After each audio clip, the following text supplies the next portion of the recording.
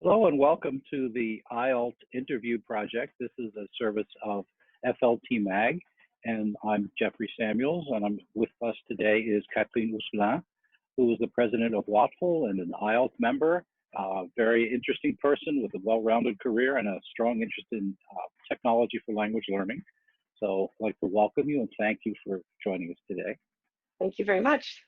Pleasure. Could you just briefly introduce yourself and tell us a little about yourself, your interests, and so forth? Well, I've been teaching in Washington State for about 18 years now, and I came from the University of Kansas, where I taught for 4 years there in the honors program, and that's where I had my first technology-enriched classroom. So that was a big deal back in 1997 to have computers and internet and all these accessories. I did a lot of training there in my master's program on how to integrate technology. I moved out here to the West Coast and found a job teaching French and Spanish and ELL. I've been teaching many languages, including Italian and German. I also I'm a big fan of technology, but my big push is for people to use it with integrating within integrity, as I say.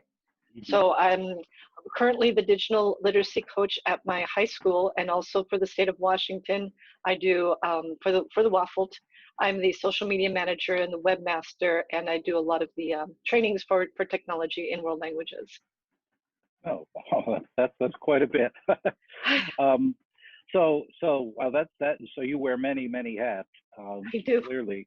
So how did you become interested in technology itself? Was it part of your academic career, or did you sort of start with a more traditional path and then discover instructional technology and call and so forth? I have to go back to 1978, if that's okay. We had our first kind of Atari computer and game console. And that was, for me, my first touching of computers, touching and kind of playing and learning how to do things. So if you learned how to play chess or checkers, all those games. And then when I was in 8th grade, I won a motor scooter. And my parents said, no, you can't have that motor scooter. We're going to trade it for an Apple IIe. So then, I became kind of an early computer geek. I learned BASIC, and I was doing, at my school we had BASIC classes, learning how to program and make simple programs. I got really involved with that in high school, and this is 1990, still an early time for the internet and how we use computers for learning. And once I got into college, that each time I would take a class and progressively learn more and more, I've been watching other people use technology in my classes, and then when I finally started taking my own classes, I can't say how much I spent many hours going through tutorials and practices and discussing online in forums, getting involved with people, other world language teachers, and just other geeky teachers. And it's just been a long path of me. I like to build. I like to create. And for me, education and technology go so well together because I express myself as a teacher through technology. Mm-hmm. Yeah, I would say, there's kind of two kinds of people here. They're the ones that find a few things that work and build everything around them and are very comfortable with them. And then, of course, an operating system changes and things are no longer compatible, or there's a redesign and they're lost and they're upset. And then the others who are bleeding edge, cutting edge, who don't care if something falls behind and becomes obsolete because there's something else coming along anyway, and they're always interested in the next thing. You seem like you might be a little bit more of the latter. I am exactly that. Because I learned how to build things from the bottom up. So I was coding HTML back in 1996 when my first website for the University of Kansas. I was writing that by hand, and all the other skills that I learned, they can adapt to almost anything you do online or with technology. Mm-hmm. So if one thing falls behind, if one site turns down, decides to go paywalled or something, you have all the skills to just jump into the next one. And I've worked with so many teachers that are devastated when a certain site closes down because they put everything they knew into that one basket. And right. Unfortunately, those baskets get overturned once in a while. Yeah, and we all have these these memories of things like the laser discs and with HyperCard that you used to have the students. HyperCard. Right? Early years, sir. You probably remember À la rencontre de Philippe. Do you remember that one? Philippe had an adventure with HyperCard, and then there were like 8 different solutions, and yeah, it was fascinating. And then it was suddenly it's gone. Discontinued, gone, poof. And I worked with one of my mentor teachers HyperCard was how she existed. And when that went away, there were other things that took the place of HyperCard. And so much of that we do now is actually it's an homage to HyperCard and what we were trying to help and how to support students with. Yeah, and segueing a little bit, I wanted to ask you about the resources on your website, because this is exactly the kind of thing that you seem to be very, not just adept at, but really adept at sharing and curating for other folks. So how have you developed your best practices and your collection? And again, I'm thinking about your website. Over time, how has that come about? Well, I gave my first technology workshop to a Waffle Spring Conference here in Bellingham, Washington, and I believe that was in 2008, 2009. And at that time, I had my school website, which was my curricular website for my students, but I hadn't designed anything or put it all together for teachers yet. And when I invited them to the conference and I was going around things, explaining different sites, so many people were really unaware of what there was out there. Even in 2009, there were a lot of tools available. So I went home that day after the conference, said, wow, I need to put this together for the teachers. So I've been designing a website for teachers, for world language teachers since then, and it's gone through many different iterations. I mean, it has changed styles and tools and how I actually put it together so teachers know how to use it and find the resources that they're looking for. Would it be okay if I shared it? Yes, I was going to ask if there was anything you'd like to share, and you go ahead and screen share. I don't think we have, yeah. I just need the permission, please. Oh, yeah. That should do it. Okay, so we've got that. Now, this is my World Language Laboratory. That's how I called it. It's for curriculum design and technology integration. And again, I point that out because what comes first is solid curriculum design and unit design. So if you come over here to technology tools, you have the digital storytelling apps. And when I say apps, I mean websites, recording tools, curation, collaboration. The one that a lot of teachers are using right now is the assessments in language learning, just because we're being asked to do so much on assessment in distance learning. So I've got all these tools here, and when I have an option, I do have examples for teachers to look at. I usually give the price. So we go through that. Another really popular one has been the recording tools. So how do we record our students? How do we get that in their interpersonal or presentational task from them? Okay. And then I do a lot with iOS apps, and that's because my classroom has both Chromebooks and iPads. I am overwhelmed with technology, and if you consider where I was when I first started teaching in Mount Vernon, Washington in 2007, I went from zero technology to everything probably a teacher could want. So I make sure that the apps are organized as well in terms of how you're going to use them. Are you using them for digital storytelling, photo, vocabulary? And then I have my French apps as well, so that for teachers who want to use authentic apps, authentic resource apps, they can do that. Yeah, this is wonderful. I see a lot of ones where I recognize Seesaw, I saw Jim Kit. These are a lot that I hear about at conferences and PD experiences and so forth, webinars and whatnot. But it's nice to see them all here, annotated, organized, categorized. I think that's one of the things that's really helpful to folks.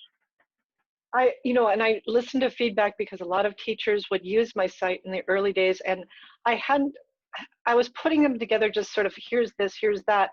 And when teachers came to conferences, they said, it would help me better if they were organized like that. So that's when I made the different categories and gave them, some teachers, some web designers put it by presentational, interpersonal. I'm using it just to be a little bit more specific. in the titles. So it's a very user-friendly website. It has links to the app or to the website and examples for teachers to look at just to see what else could they be doing. The curation and collaboration, of course, has been enormous. What we've been working a lot is with Wakelet and getting all the teachers to share their curriculum materials, their resources on thematic Wakelet collections. It's like Pinterest, etc. But this has been a great site also because you see some of the older ones. I mean, these were the type of curation tools that we were using back early as 2009. So a lot of these have gone through popularity, as I would say, popularity contest to see, oh, this is the big thing at the moment. And my website's designed from most recent, most popular, and my favorites on the top, and then everything else as it kind of filters on down. It's not to say that they're not good, it's just that technology does have its waves of fanaticism. Yeah, it absolutely does. And you mentioned Wakelet. I'll just give a plug to a fairly recent article that we put out on FLTMAG. Natalie at Segboliu from Georgia wrote a nice article about Wakelet. So I'll shout out to Natalie there. Let's talk a little bit about your professional activities as well, because you know, this is wonderful, you know, thought leadership in a sense, and blazing the trail and doing a lot of the work for very stressed and overworked teachers and so forth. But you do a lot in the profession itself. So we mentioned before that you're involved in your state organization. Could you just talk a little bit about that and particularly how you became involved in it? I think you know, one of my questions coming up later will be about new people and new teachers, new people who are new to the profession. And how do you establish yourself in these worlds, and how do you get involved, and you know, what is that like? We were kind of joking with a few of our friends. We just had our Waffle virtual conference the other day, and I was listing all the different professional organizations. So not just IELT and ISTE and ACTFL and AATF and Waffle and PNCFL. And I'm also a member of CLTA, which is the California Language Teachers. I've been working with them for many years, and I'm a member. I actually belong to California, even though I live a couple thousand miles away. For the ATF, I'm the current social media manager, and I do a lot of their web work as well, kind of on the backside.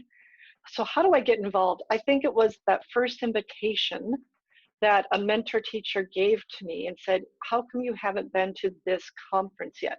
I was in my 2000, it was 2001, 2002. I had never heard of some of these organizations, especially that I didn't know that we had a state organization. Kind of speaks to how our school district and how my perhaps training didn't clue me into that type of support was available. So once I was invited by one teacher to go to the AETF conference in Martinique, and then from there I learned, oh, this is what professionals do, and this is how we collaborate and get together. And it's not a drug, but I will say that one thing led to another. It becomes an addiction. I have been the only, I'm not anymore, I have been the only French teacher in a district. And I was working by myself because the other world language teachers weren't really interested in trying all these new things out. And so I looked to that leadership or that organization for support and mentorship. And they did the little tap on the shoulder and said, Catherine, you seem like a very good leader. And I went, I started and waffled as a replacement for an ATF representative who was ill. So I just went and sat into, I'd never been to a board meeting before. And then all of a sudden I was the secretary, and all of a sudden I was the webmaster, and all of a sudden I was the president. And I went, oh my, how did that happen?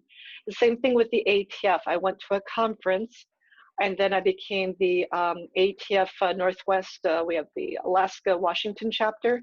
I became the secretary and the National French Contest Administrator. And so each little step, I can't tell you how much it means to me to know that there are other people out there doing the same thing when you're by yourself in a small community. And just being connected to those people, either in person at conferences or at workshops, and then when we're online in the different groups, that has completely shaped me as an educator and as a leader. And I am very proud of each organization that I belong to. And I respect everybody who says, you know, I can only do one, I say, absolutely. If you're going to do one, choose the one that serves your needs the best. You don't have to be me. This is my thrill. This is my passion.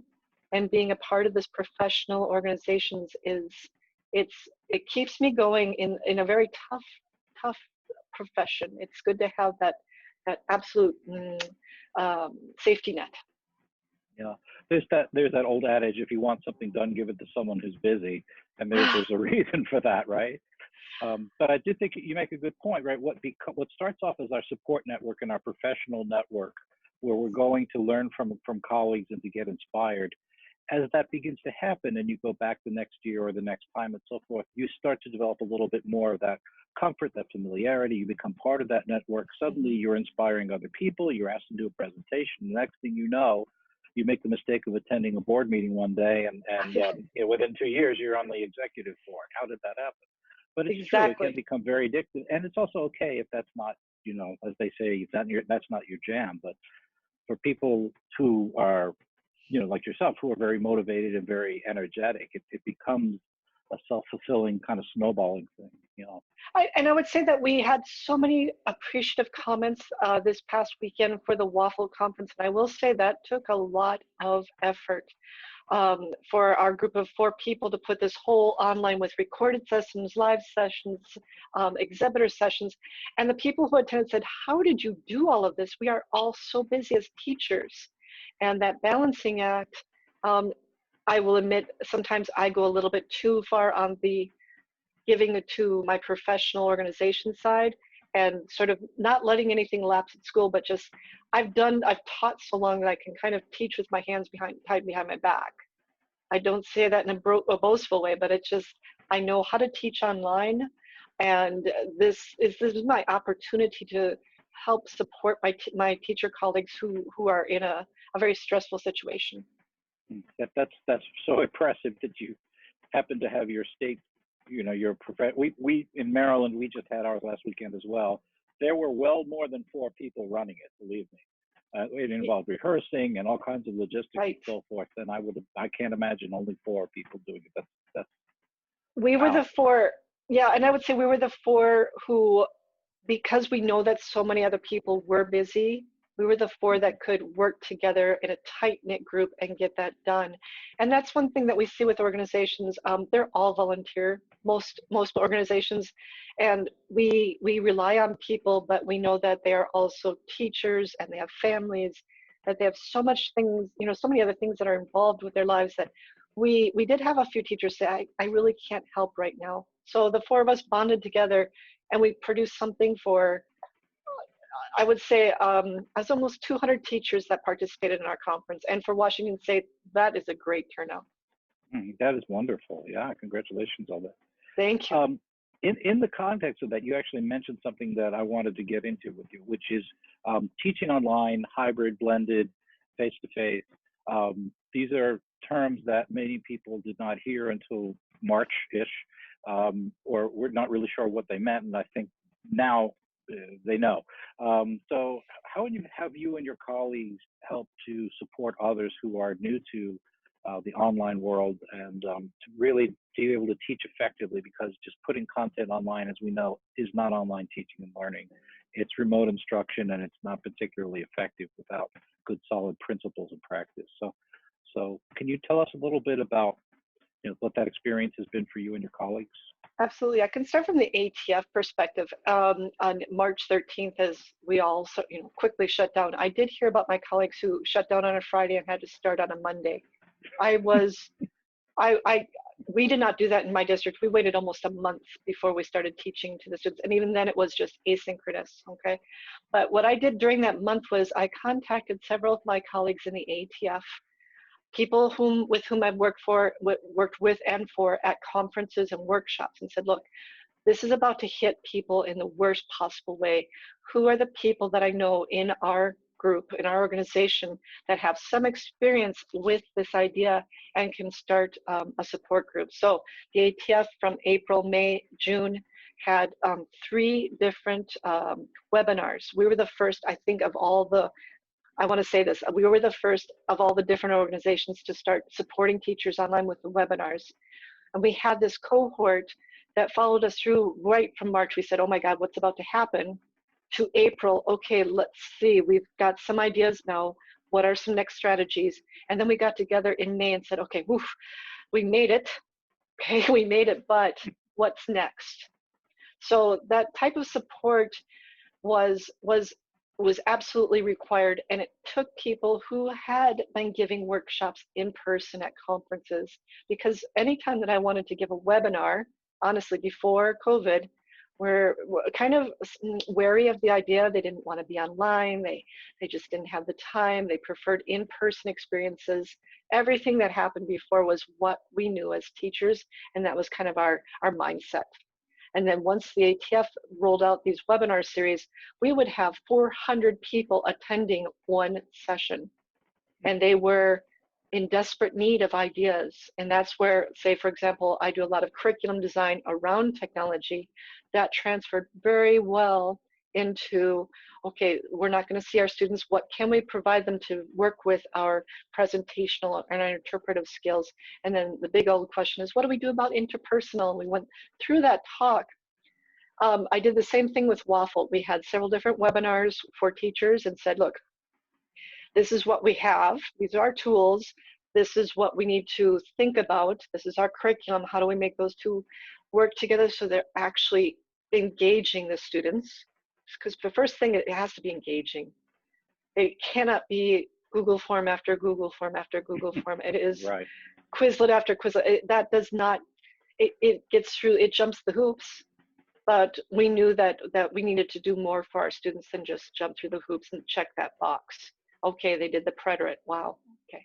So when we got these things together, we started asking teachers, what is it that you feel is the most essential parts of your curriculum that you designed for the rest of the year, and what can we do to put it together with a tool that will support, engage, and help your students grow in their skills.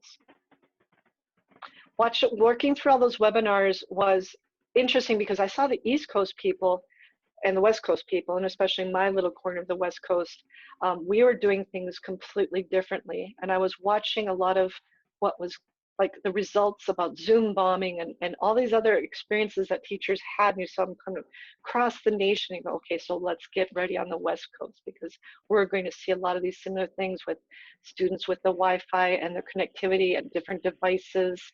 And so I started putting that all together in my head, like, you can't have too many tools. So many teachers were trying 15 different brand new tools because they were, in effect, very desperate to just get one thing that worked. And they kept pushing these out. I mean, Twitter was rampant with ideas. But I think what happened is teachers tried to take it all in and push it all out. And then you had students who did panic and who felt very disconnected and overwhelmed. Besides everything else, their teacher was trying out 15 different tools in a week.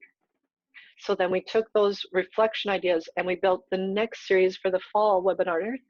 And we came back and we said, oh, now we had 5, and the ATF had, had a 5 series where we looked at the hybrid and distance teaching from different aspects. So how are we going to do presentational writing and speaking? And what's the interpretive to interpersonal process? And we took those chunks with what we saw teachers go through in the spring, and we developed, we have about 15 different speakers coming through, doing kind of a pre-recorded session with question and answer live session. And we've been doing that since July. So that's been a professional development model. That's wonderful. Yeah, especially I think people want the interactivity, but presenters want to be able to plan and to show things and to do a couple dry runs and to really get it perfect, so to speak. And particularly when you're talking about, again, this idea of curation and showing what works and having it be pedagogically sound and driven. You really want to plan that well in advance and so forth. You really want to have that all kind of ready to go. And so I like the idea of you have that, but you also have the ability to entertain spontaneous questions and have some interaction among the people who are at the webinar, so they become a bit of a community. And that's why people want to do these when they're broadcast and when they're available, not just after the fact. They're a great resource after the fact, but like the NFLC. Yeah. with University of Maryland there. That was so impressive, and that's what Waffle based their virtual conference on. Hmm. Some live presentations, some pre-recorded that people could go back and hit pause. And that's maybe one of the most powerful things that I've heard recently, is that these pre-recorded webinars where someone's demonstrating an actual thing that they're doing, where the teacher can hit pause, reflect, come back, watch it again. And we can't do that when we're in a live workshop. We have the 2-hour, 3-hour workshop, maybe it's a full day experience, but unless you're recording it on your phone or something, you might miss something, or you might not have had the chance to ask or answer your question. I think that we're actually serving teachers a lot better with our hybrid workshops and webinars. Hmm. Yeah, that's a good point. And actually, I was going to mention the NFL RC, the summer event that they had. I saw your session there as well, and one of the things I didn't realize until the day of was, I did know that some would be live and some would be pre-recorded. What I didn't know is that there would be enough time to watch 2 or 3 within the time slot before the next set. So it was wonderful. You know, often you go to a conference and you have 2 or 3 things that you want to go to at the same time. You have to pick one, and you don't want to get up and leave. And this was done in such a way that you could do it within the time slot, or you could come back, and it remained available. And there was the interactivity, so they didn't sacrifice that. I think that's a good model. It's something where a pandemic requires us to change gears, to reflect on what works and doesn't work. And the idea that they were only 30 minutes long, I think that is a new model that we need to consider. Instead of having 3-hour long workshops, teachers need something in a short spurt, one idea, one tool, or an overview of something that leads you to the next step. So 30 minutes, you can do it in a quick shot and it's ready to go. Mm-hmm. I think that's great. Let's talk a little bit more generally about technology and your philosophy about it. And what I'm thinking is, so we used to talk back in the day, and I'll just as a caveat, you said you were in high school in 1990, so you're young to me. But I remember that around the same time that technology became more pervasive, it became more personal computers. It came out of the lab and into your hands, so to speak. I remember that in education, it was all about, the technology for its own sake. I kind of like art for art's sake, and the idea that you wanted the pedagogy or the andragogy to be driving it. Well, we all got that. But what are some of the things now? Technology was playing catch up at that point, I guess, is where I'm headed with this. So, but now it's leading.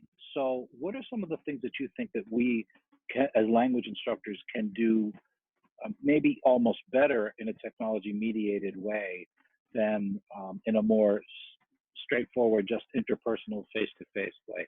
What are some of the things that technology, affordances and so forth, that technology actually allows us to do a bit better? Okay. If that makes sense, that question. Yeah, I think that's kind of a twofold. The way I'm thinking about it is because what technology allows me to do is to get all those authentic resources. So I have access to videos, to audio, to visuals that in the past I would have had to travel to a country for, right? Or have somebody send it from my family. And the things that I can pop up in just a moment to show my students. So for example, we've been watching TikToks at the beginning of some of our classes. I find one that has the products, practices, and perspectives right there in one TikTok. It's appropriate for school, of course. We can bring in so much to our students, and we can show it to them either if we're in class or if we're on a Zoom type call. I've been so impressed with the teachers that are now seeing how to use Edpuzzle or Google Forms with videos inserted, different Fluent Key, those video type of services where there's the video that the teacher has thought, how do I want to use this to assess interpretive skills, right? And they're asking better questions. They're thinking a little bit beyond the multiple choice type questions and getting students to compare and contrast to develop that interculturality. And that has been my biggest push for the past couple of months is, as I stated before, like Quizlet, it's a flashcard, you can have a piece of paper and do that in class. But when we're looking at a better tool that helps our students explore the cultures that we're looking at and understand with compassion and empathy others. That, I mean, there's a difference there in language learning. It can be just rote verb memorization, or we can ask the questions like, why do students in other schools around the world have a better school lunch than we do? And that's one of my big topics everybody knows me for, is school lunch around the world. When we have this access to technology, it doesn't have to be a game, it doesn't have to be an assessment. It can be the way that we're leading our students with intention, as I say, through their path to proficiency, and getting them to not just, you know, like I say, conjugate verbs, that they're exploring and they're being curious, and they're actually pushing themselves to learn more. Yeah, I think so. I mean, in just to piggyback on that, it allows students to produce and more readily than you know, with pen, pencil, and paper. They can create their own videos. They can collaborate more easily. They can reach across borders. They can you know, culturally, you teach French. You know, they have access to all of the francophone world, and it's not just the poster from France that you brought back from a trip sitting in the classroom on a bulletin board. Absolutely. But is there one behind you? There is one behind me. And now I do say that I still have. I think that, oh, yes. sorry. The cocotier, yeah, I brought this back from Martinique. This one's from Martinique. But I will say that I still have my students at the beginning of the class. I tell them, okay, on va chercher un stylo et du papier. And they actually do, while we're in our Zoom class, they're doing some writing stuff. They take a picture of it. I give them, you know, just, okay, good. And then they move on to the next step, because there are reasons why it's still good, even in this interspace of Zoom, is that we're still reminding our students how to put thoughts to paper, and then how to take that and move it up to the next step. I use Seesaw a lot. I use Seesaw for so many beautiful reasons. It's one of the, they didn't even realize that when they designed this tool. They were saying, oh, this is for elementary teachers. And I went, world language teachers, this is your golden ticket to interpretive and presentational, and if you're really crazy about it, interpersonal, if you're hacking it correctly.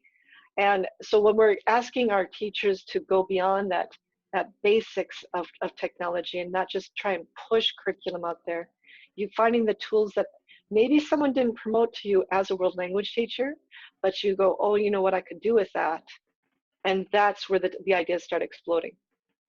Mm-hmm. And so related to that, I wanted to ask you, what do you sense, or what do you have you become aware of on the horizon with technology and language learning? Where are things headed? For example, you mentioned you had exhibitors at your conference, and you know, of course, we didn't get to have you know, the full-on ACTFL this year with exhibitors and interactivity in that regard. So, what do you see is happening, you know, on the horizon, the cutting and bleeding edge? That's a tricky question for me, because I'm not one to always jump on bandwagons, with a caveat on that, right? I think that we have every single tool that we have ever needed. The only thing that is still maybe really big is an extemporary app that so many teachers want to use, because it allows teachers to set up prompts with questions. It mimics the AP test, let's say.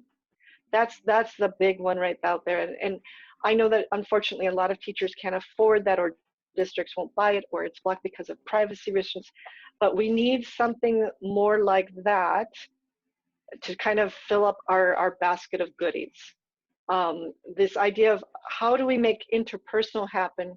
I mean, you and I are having an interpersonal conversation right now. It's working well because we're adults using our native languages, and we are comfortable with this Zoom atmosphere. Our students are still not there yet. These are kids who have been in school for, let's say, 8 to 10 to 12 years. School means that you're in this building, and that you've got your notebook, and this is what school is. And now school is my bedroom. And they're not really taking that interpersonal thing to heart. They're not quite comfortable with being on the camera. What we're looking for, that next step for teachers, is how to support our students to grow and to feel more confident in their interpersonal skills. And we're pretty good with interpretive. We have a lot of tools for that. Presentational, there's way more than we need. It's kind of focusing in now on that interpersonal thing. And I think about when we go to those conferences and we have the people with their language labs, which real big bird walk. It was maybe in ninth grade. The language lab would drop down from the ceiling, and then we put on the big headphones, and the teacher had the console in front of us, pushing the cassettes.